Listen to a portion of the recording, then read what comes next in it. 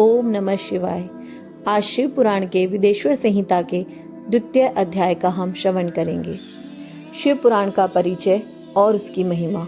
सूत जी कहते हैं, साधु महात्माओं, आपने बहुत अच्छी बात पूछी है। यह प्रश्न तीनों लोकों का हित करने वाला है।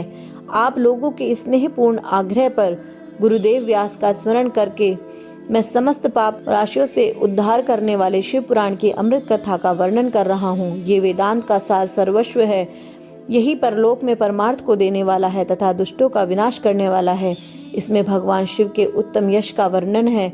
धर्म, अर्थ, काम और मोक्ष आदि पुरुषार्थों को देने वाला पुराण अपने प्रभाव की दृष्टि से वृद्धि तथा विस्तार को प्राप्त हो रहा है। शिव पुराण के अध्ययन से कलयुग के सभी पापों में लिप्त जीव उत्तम गति को प्राप्त होंगे। इसके उदय से ही कलयुग का उत्पात शांत हो जाएगा। शिव पुराण को वेद तुल्य माना जाएगा। इसका प्रवचन सर्वप्रथम भगवान शिव ने ही किया था।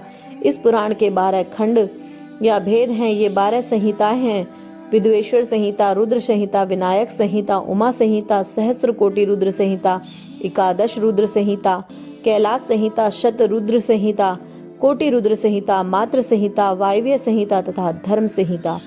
विदेश्वर संहिता में 10,000 श्लोक हैं। रुद्र संहिता, विनायक संहिता, उमा संहिता और मात्र संहिता प्रत्येक में 8-8 हजार श्लोक हैं।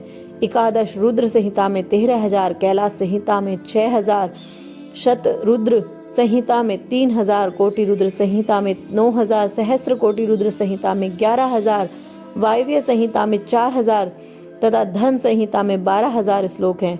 मूल शिव पुराण में कुल 1,00,000 श्लोक हैं, परंतु व्यास जी ने इसे 24,000 श्लोकों में संक्षिप्त कर दिया है।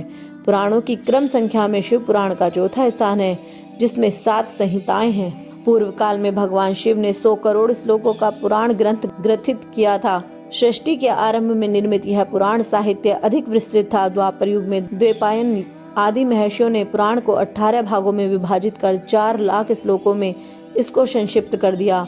इसके उपरांत व्यास जी ने 24,000 श्लोकों में इसका प्रतिपादन किया। यह वेद तुल्य पुराण विदेश्वर रुद्र संहिता, सतरुद्र संहिता, कोटि रुद्र संहिता, उमा संहिता, कैलाश संहिता और वायव्य संहिता नामक 7 संहिताओं में विभाजित है। यह 7 संहिताओं वाला शिव पुराण वेद के समान प्रमाणिक तथा उत्तम गति प्रदान करने वाला है। इस निर्मल शिव पुराण की रचना भगवान शिव द्वारा ही की गई है तथा इसके संक्षेप में संकलित करने का श्रेय व्यास जी को जाता है। शिव पुराण सभी जीवों का कल्याण करने वाला, सभी पापों का नाश करने वाला है। यही सत्पुरुषों को कल्याण प्रदान करने वाला है। यह तुलना रहित है तथा इसमें वेद प्रतिपादित अद्वैत ज्ञान तथा निष्कपट धर्म का प्रतिपादन है। शिव पुराण श्रेष्ठ मंत्र समूहों का संकलन है तथा यही सभी के लिए शिव धाम की प्राप्ति का साधन है। समस्त पुराणों में सर्वश्रेष्ठ शिव पुराण ईर्ष्या रहित अंतःकरण वाले विद्वानों के लिए जानने की वस्तु है। इसमें परमात्मा का ज्ञान किया गया है। इस अमृतमय शिव पुराण को आदर से पढ़ने और सुनने वाला मनुष्य भगवान शिव का प्रिय होकर परम गति को प्राप्त कर लेता है। ओम नमः शिवाय। यहाँ पर द्वितीय अध्याय समाप्त हो जाता है। अगर आप सभी को ये सीरीज पसंद आ रही है तो कृपया कर मेरे चैनल को सब्सक्राइब जरूर करें, वीडियो को लाइक करें और शेयर भी करें। धन्यवाद।